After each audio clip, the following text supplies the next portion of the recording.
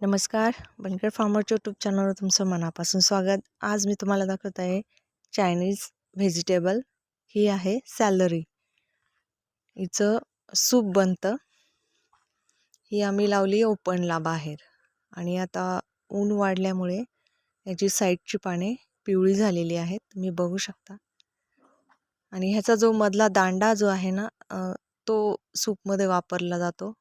आणि याची पाने जी आहेत ती भाज्या सजवण्यासाठी त्याचा उपयोग केला जातो. तुम्ही बघू शकता 200 ते 250 ग्रॅमचे हे एक पीस याचा रेडी झालेला आहे कटिंगसाठी.